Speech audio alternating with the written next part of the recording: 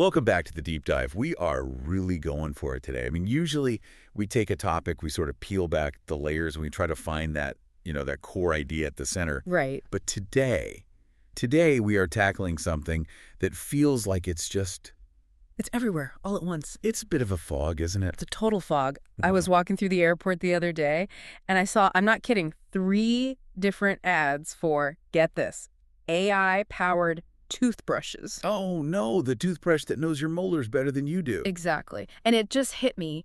We are reaching that point of saturation where a term just loses all its meaning. It becomes wallpaper. Yeah. AI, machine learning, neural networks. They're just these buzzwords we plaster on everything to make it sound futuristic. Yeah. It's like the quantum of the 2020s. It absolutely is, and it creates this barrier to understanding. We hear the words, we nod along, but do we actually know what the machinery is doing under the hood? Most of the time, no. Not at all. And for most people, and look, I'll include myself in this before I really start digging into these notes, when you hear neural network, your brain immediately goes to Silicon Valley. Sure. You think of ChatGPT, you think of generative AI, you think of these massive data centers humming away somewhere in the desert.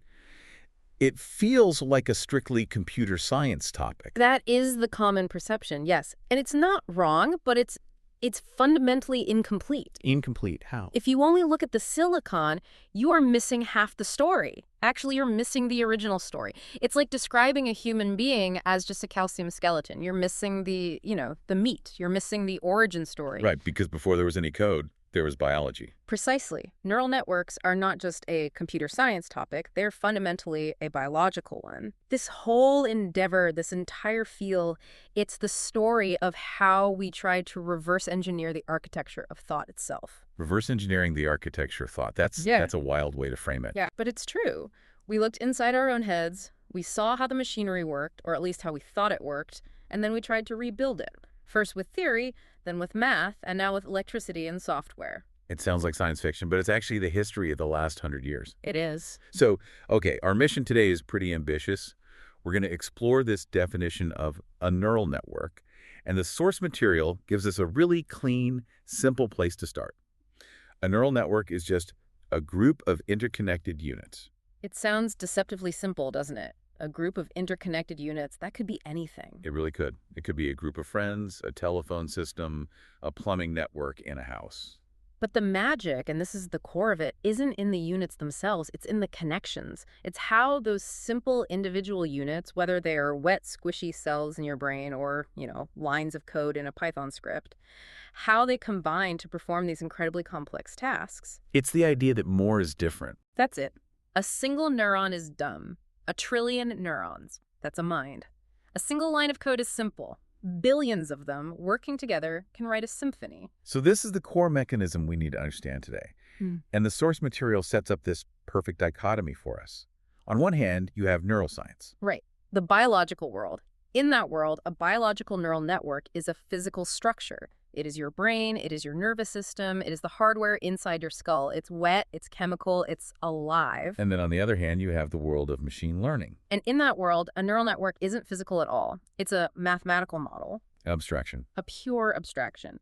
Specifically, it's a model used to approximate nonlinear functions. Okay, we are definitely going to have to unpack approximating nonlinear functions later, because that sounds terrifyingly math-heavy. We will make it painless, I promise. But that's the roadmap. We have these two worlds, the biological hardware inside us and the artificial software that is changing everything today. And so the plan for this deep dive is to follow that path. We're going to start with the biology, the original blueprint. Then we'll move into the surprising history of the theory, which, as I said, is way older than I thought it was. Yeah. And we'll end up inside the modern artificial mind. Sounds like a plan. Okay, let's do it. Let's start with that hardware. The biological blueprint. I want everyone listening to try and get a mental image of this. So if you're not driving, maybe close your eyes for a second. When we say biological neural network, what are we actually looking at? You are looking at a population of nerve cells. These are biological neurons. And you should imagine a dense, dense forest. But instead of trees with branches that just kind of touch, you have these incredibly complex spidery cells. Right. And the key, the absolute key, is that they aren't just floating around in isolation like islands. They are chemically connected to one We're another. communicating. Constantly. They're connected by what are called synapses. The synapse, that's the connection point, right? The little Yeah. gap between them. Correct. It's the gap between the neurons where the communication actually happens. It's not a physical wire, it's a chemical conversation. Now, here is the stat from the research that really just stopped me in my tracks. Okay. We tend to think of connections as being one-to-one. I call you on the phone, that's one connection, or I shake your hand. Right. A connects to B connects to C. A nice, clean, linear chain. Exactly. But a biological neuron, a single neuron in your brain can be connected to, wait for it, hundreds of thousands of synapses. I'm sorry, what? Say that again? Hundreds of thousands for one cell. That's not possible. How can one cell maintain that many connections? Through an incredibly intricate branching structure. It's not a simple chain. It is a dense, unbelievably complex web. If you have a population of these neurons and each one has that many potential connections, the number of possible pathways for a single signal to travel is, well, it's astronomical. It's bigger than the number of atoms in the universe, I've heard. It's in that ballpark, and that explains why the brain is so much more powerful than, say, a pocket calculator. It's not the speed of the individual components. A transistor is way faster than a neuron. It's the density of the connections. It's the parallelism. It's the ultimate parallel processor. It's like the internet, but if every single computer was directly connected to 100,000 other computers, the bandwidth would be unimaginable. So, okay, we have this insane web of connections. Yeah. How does information actually move through it? We aren't plugging in USB cables here. It's not just pure electricity like a copper wire, is it? No, it's electrochemical. That's a key distinction. The neurons send and receive these little signals called action potentials. Action potentials. Think of it as a little pulse, a spike of electricity and chemistry zipping down the line. It's a binary event. It either happens or it doesn't. Like a heartbeat, a little blip on a monitor. Similar concept, but happening millions of times a second all over your brain. It zips down the axon of the neuron, it hits the synapse, it triggers a little spray of chemicals, neurotransmitters, and those chemicals drift across the gap and trigger the next neuron. So it's an electrical signal that turns into a chemical signal and then back into an electrical one. Exactly.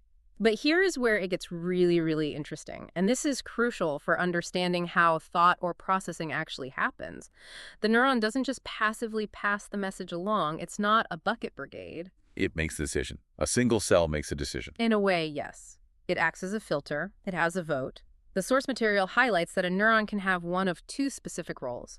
It can be excitatory or it can be inhibitory. Okay, excitatory sounds pretty straightforward. It's exciting the signal. It's hyping it up. You got it. An excitatory role means it amplifies and propagates the signal. It says, yes, this is important, pass it on.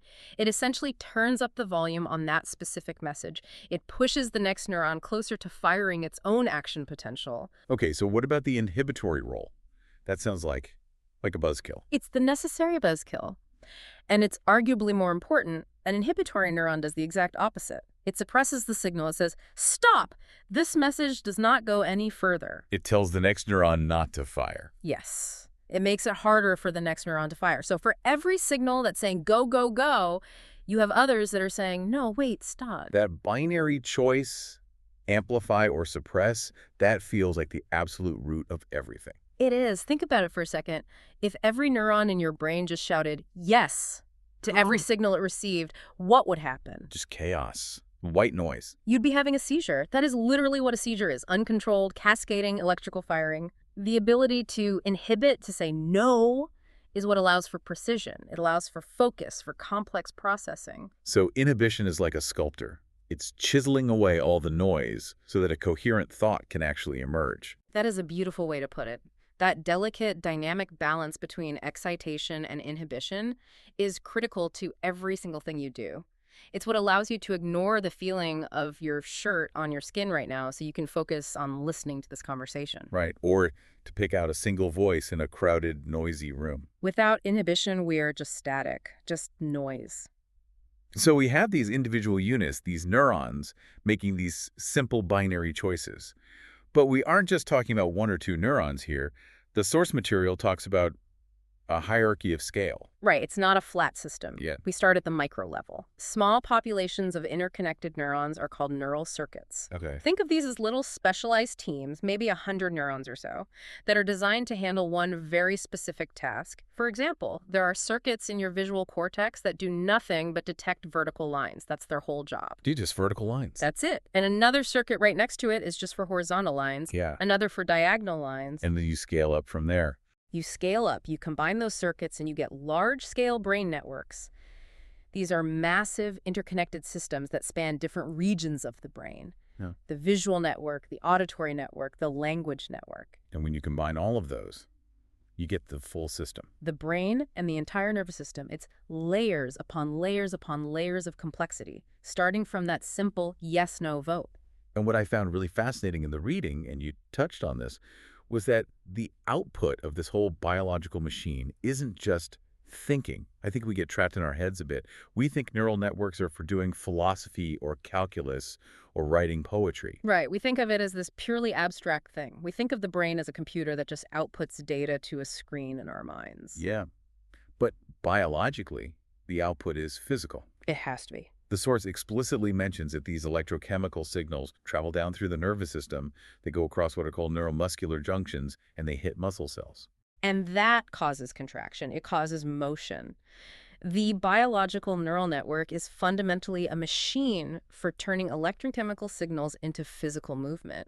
Everything you do, typing an email, running for a bus, even the tiny movements of your vocal cords while you're speaking right now. That is the output layer of your biological neural network in action. It's a machine that turns thought into action. Literally. From a purely biological evolutionary standpoint, the entire purpose of the brain is to move the body effectively through the world. If you don't move, you don't find food, you don't escape predators, you don't survive. So all that complex processing, all those 100,000 connections, it all funnels down to one final command. Contract this muscle, relax that muscle. That just grounds it so much. We're not just thinking machines, we're movement machines. Primarily. So that's the biological hardware, this incredibly complex, dense web of neurons using excitatory and inhibitory signals to drive motion and thought.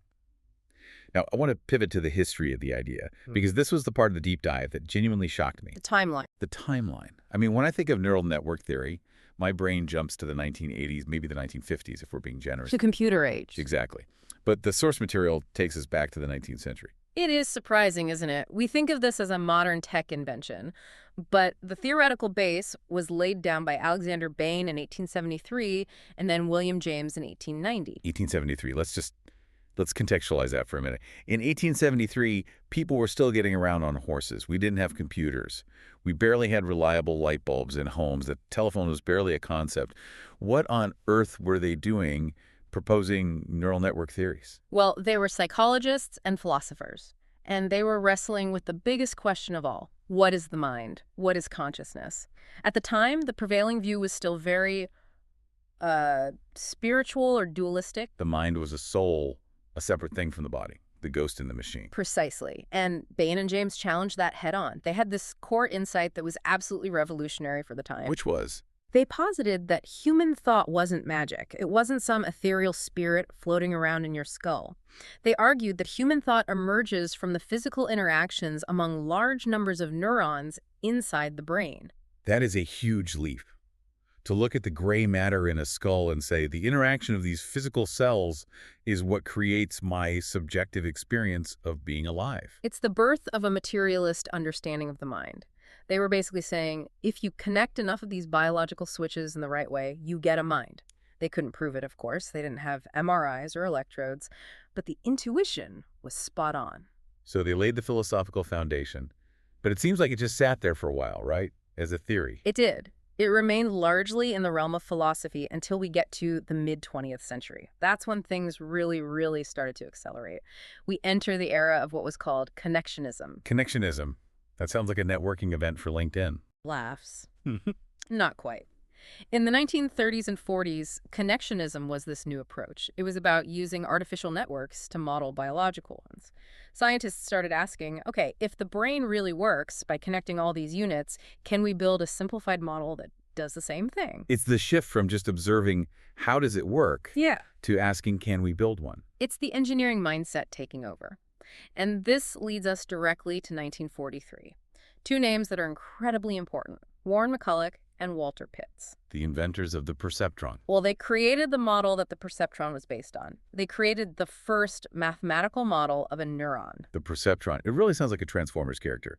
Beware the perceptron. It does, doesn't it? But the perceptron is essentially the great-great-grandfather of ChatGPT. It was the first simple artificial neural network. So what did they do? What was the breakthrough? They did something brilliant. They took that biological neuron we just talked about, the one that gets signals, adds them up, and decides to fire, and they turned it into algebra. They said, okay, a neuron takes inputs, it sums them up, and if that sum hits a certain threshold, it fires. We can write an equation for that. They abstracted the biology into math. Exactly, and that was a monumental step. But right around that same time, in 1949, we get another giant, Donald Hebb. And this is a name that comes up constantly in neuroscience. He's famous for Hebbian learning. Yes. This seems to be the golden rule of neuroscience, the one thing everyone knows. It is, because Hebb gave us the mechanism for how the network learns. You see, McCulloch and Pitts built the car, but they didn't know how to drive it. The weights were fixed. Hebb explained how the driving works. And what was his insight? The source material puts it really clearly. It's the idea that neural networks change and learn over time by strengthening a synapse every single time a signal travels along it. Strengthening a synapse every time a signal travels along it.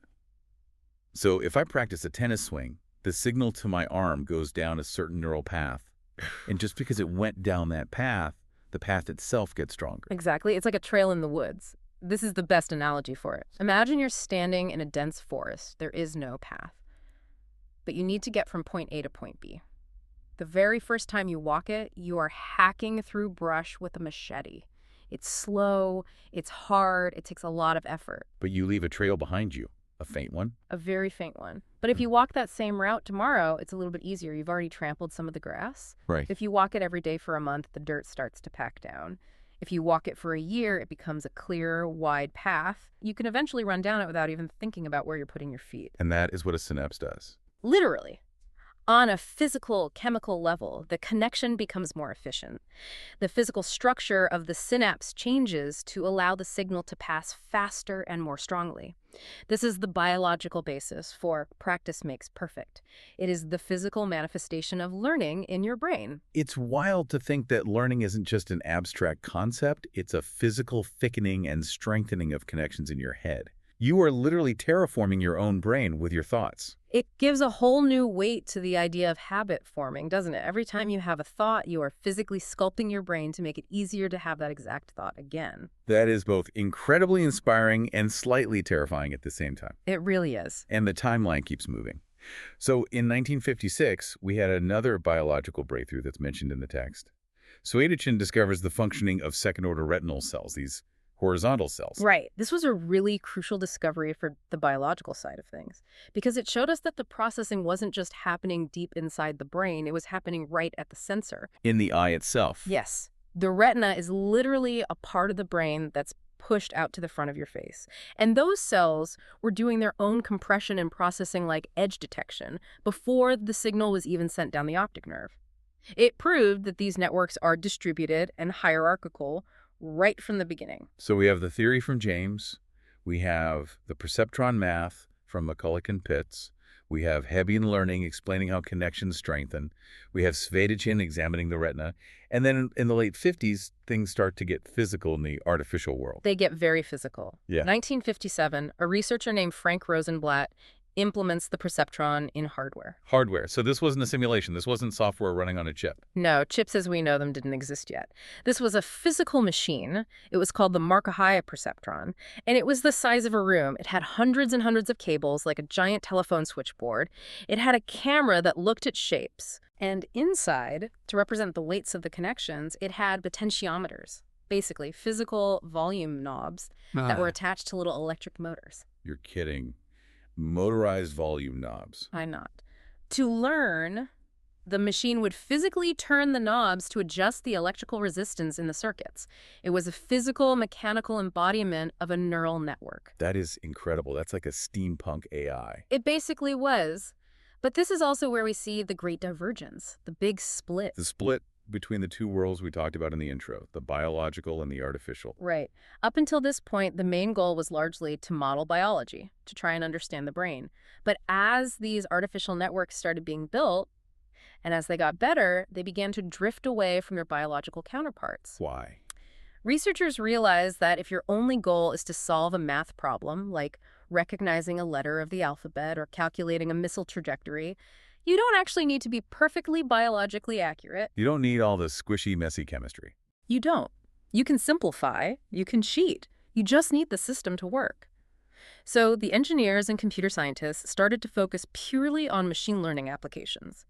They stopped trying to build an exact copy of a brain and started trying to build a machine that could learn, period. And that's the path that led us to where we are today. It's the fork in the road that created the modern AI industry. So let's cross that bridge now. We are leaving the wet, squishy world of biology and 19th century psychology, and we are entering the artificial mind. The domain of pure software. And the source material notes this transition explicitly. Early networks were these physical machines, like Rosenblatt's room-sized monster. Today, they're almost always implemented in software. And we have this definition again. An artificial mathematical model used to approximate nonlinear functions. All right, we have to tackle that phrase now. It's the elephant in the room. Please, nonlinear functions. Ah. What does that mean in plain English? And why is it such a big deal that these networks can approximate them? Okay. To understand nonlinear, you first have to understand what linear is. Think of a linear function as a perfectly straight line. It's simple, predictable, cause and effect. If I double the input, I double the output. Every time. Okay, like buying apples at a store? The perfect example. If one apple costs $1, two apples cost $2, 10 apples cost $10, you can draw it on a graph, and it's a perfectly straight line going up. It's predictable, it's easy. Got it. But the real world is almost never linear. Real-world relationships are messy, they're complex. Think about the relationship between, say, the amount of coffee you drink and your productivity. Oh, that is definitely not a straight line. Not at all. If you have 1 cup, your productivity goes up, you feel alert. You have 2 cups, maybe it goes up a little bit more, but if you have 10 cups of coffee... You're vibrating under your desk and your productivity hits absolute zero. Exactly. The line goes up, then it curves over, and then it crashes down. That is a nonlinear relationship. The output does not move in a straight, predictable line with the input. Ah, okay. So it handles the curve. It handles the complexity. And here's why this matters for AI. Almost every interesting problem in the world is nonlinear. Identifying a face in a photo is a highly nonlinear problem. There isn't a straight line equation where pixel X plus pixel Y equals Steve. Because Steve might be turning his head, or could be standing in a shadow, or wearing glasses today. Exactly. The relationship between the arrangement of pixels and the identity of Steve is incredibly complex and messy. It twists and turns. Standard linear math fails miserably at this kind of problem. Neural networks are designed specifically to handle that messiness. They are approximation machines for complex, messy realities where A plus B does not always equal C. So they are the off-road vehicles of mathematics. They can handle the rough, bumpy terrain where other methods would get stuck. That is a fantastic analogy. Yes. They can map any curve, no matter how wiggly it is. Okay, that is actually really, really helpful. So how do they do it? Yeah. Well, what does the architecture of one of these software networks look like? Because we can't see the synapses anymore. It's just code. We visualize it in layers. The source material breaks it down into 3 main types of layers that you'll always find. First, you have the input layer. That's where the information enters the system. Right. If it's a facial recognition system, the input layer is just the raw pixels of the photo. It takes the image, say, a grid of 1,000 by 1,000 pixels, and it turns it into a list of a million numbers. So it digitizes the world. Precisely. Then you have the hidden layers. These are the intermediate layers where all the processing happens. This is the black box where the real magic occurs. And finally, the output layer. The final result. A single neuron might light up that corresponds to this is a photo of Steve, or this is a spam email, or maybe a set of numbers that means turn the steering wheel 15 degrees to the left. Input, hidden output. Seems like a simple enough structure. But what is actually happening inside those hidden layers? How does an artificial neuron think? Because it doesn't have a brain. It's just a number. This is where we get into the math, but stick with me. It's pretty intuitive. The source says the signal input to a neuron in one of these layers is a number. Specifically, it is a linear combination of the outputs from all the connected neurons in the previous layer. Linear combination. That just sounds like it's mixing a bunch of things together. That's exactly what it is. Imagine you are a single neuron in one of the hidden layers. You're like a chef. You have all these ingredients coming in from the previous layer. The neurons in the previous layer are all shouting things at you. One is saying, I see a strong vertical line here. Another is saying, I see a shadow over here. And a third says, I'm detecting the color blue. The ingredients are the signals from the last layer. Yes, but, and this is the absolute key to everything, the neuron doesn't listen to them all equally. It pays more attention to some than others. It relies on weights. Weights. Okay, this is bringing us right back to Hebbian learning and the trail in the woods. It's the software version of that.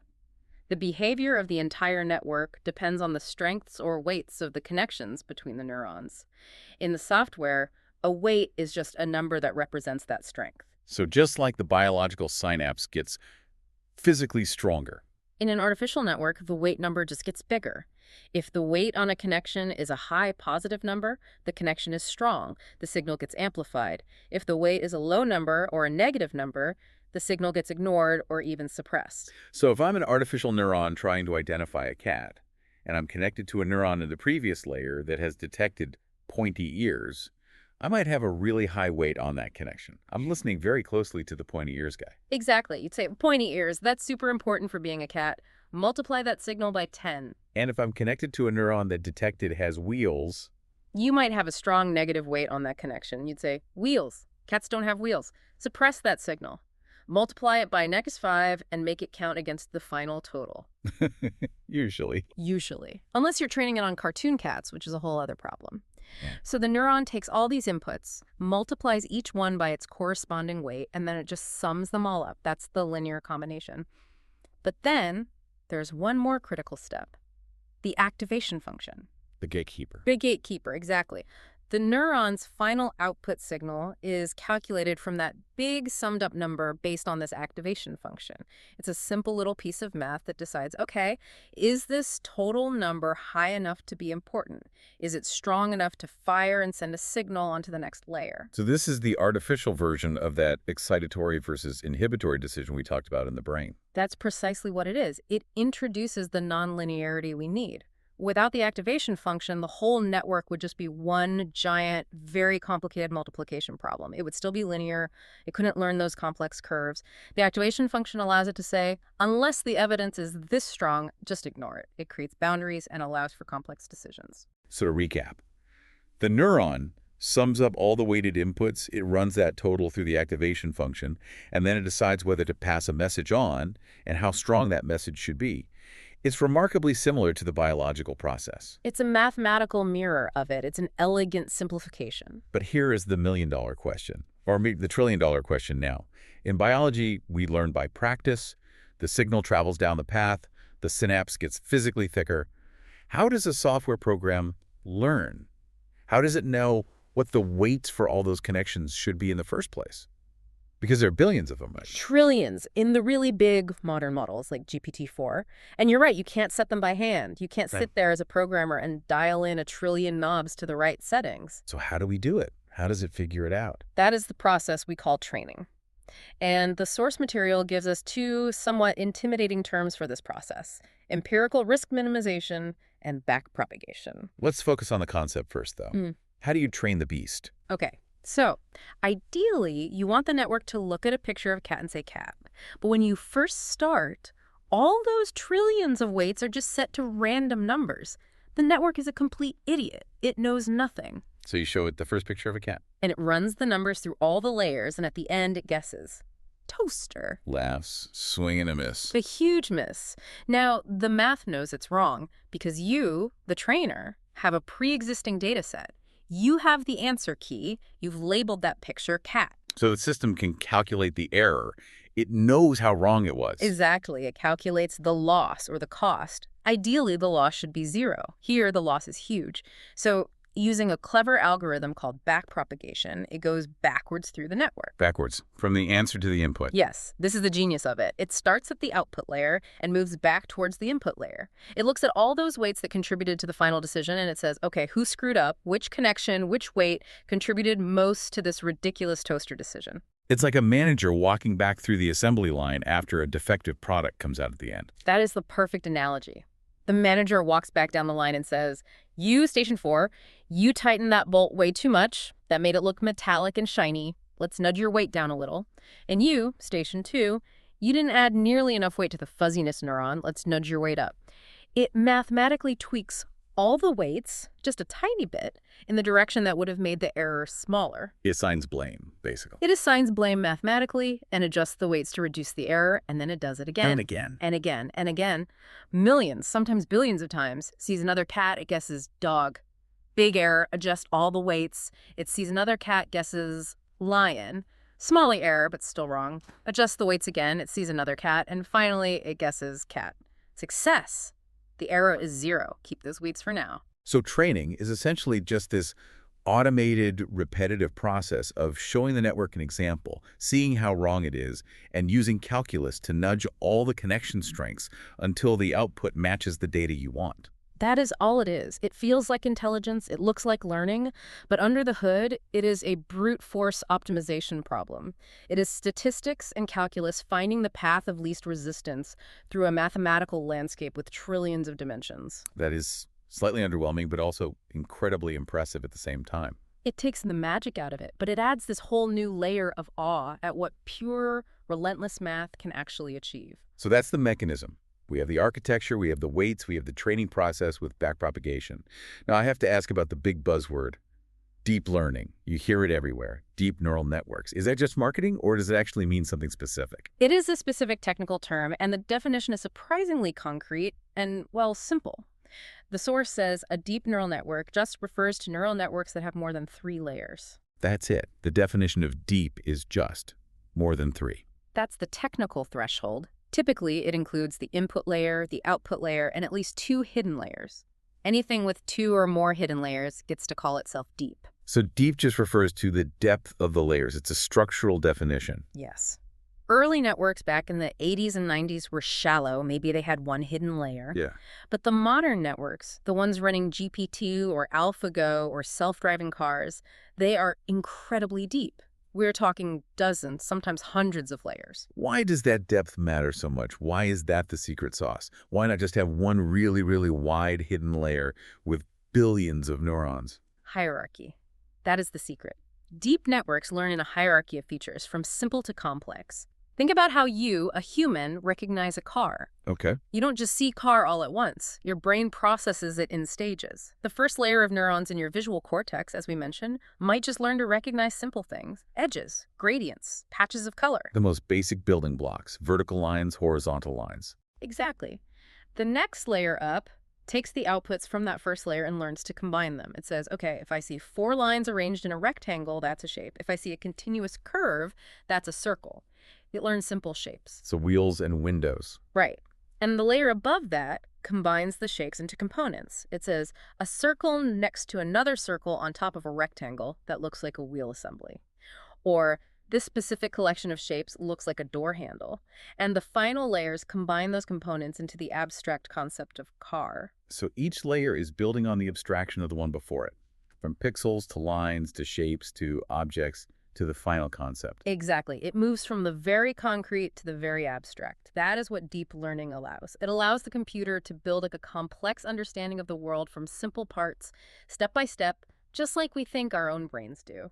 And that is why we use them for so many things now. The applications listed in the source are pretty broad. It's a huge list. Yeah, it's extremely broad because this hierarchical feature learning turns out to be applicable to almost every complex problem you can think of. The list here includes predictive modeling, adaptive control, facial recognition, handwriting recognition, general game playing, and of course the big one now, generative AI. And if you look at that whole diverse list, they all share one common thread.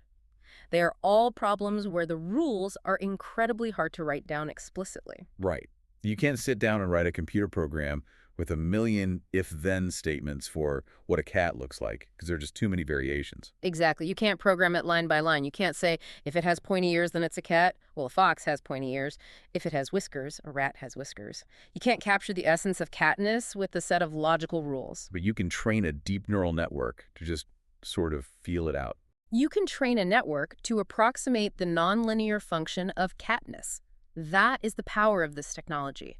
It allows us to solve problems that we humans know how to do intuitively, like recognizing a face or understanding a sentence or driving a car, but that we don't know how to explain logically or mathematically. We just let the network figure out the math for us by looking at millions of examples. We're basically mimicking our own intuition that we can't even articulate ourselves. Perfectly put. We're outsourcing our intuition to silicon. So we have traveled quite a distance today. We started this deep dive with a single biological neuron, vibrating with potentially 100,000 synapses, sending these tiny electrochemical signals through a dense forest in our heads. We walked through the gaslight era of William James and Alexander Bain, when the very idea that thought was physical was a radical concept. We saw the perceptron, that room-sized tangle of wires and motorized knobs, and we watched that moment where biology and engineering went their separate ways.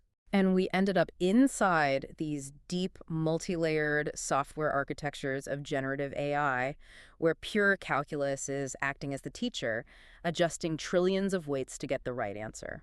It really is quite a journey when you lay it all out like that. And for me, the biggest takeaway, the thing I'm going to be thinking about later this week, is that convergence at the end. The convergence of the two worlds we started with. Yeah. We started by trying to model the brain. We created this simplified mathematical approximation. And now we're using that math to solve the exact same problems, like facial recognition or understanding language, that the biological brain evolved over millions of years to handle in the first place. It's come full circle. We outsourced a biological function to a silicon chip by first copying the biological architecture. It raises a bit of a provocative question for the end, doesn't it? It certainly does. The source material leaves us with this final comparison of what learning is. In the brain, it's Hebbian learning, strengthening the synapses via signal travel. The famous line, neurons that fire together wire together. And in the machine, it's about modifying weights via backpropagation. It's about minimizing a mathematical error function. The mechanisms are totally different. One is wet chemistry, the other is cold calculus. But the result is strikingly similar, a system that improves with experience. So the final thought is this. Are we just mathematical models ourselves, approximating our own biology? Or is the math just a really, really good shadow of the real thing? That is the question, isn't it? If we can replicate the result of thought, of creativity, of learning, using just simple math and optimization on a massive scale, does that mean that our own thought is just simple math and optimization on a massive scale? That is the dangerous and fascinating thought.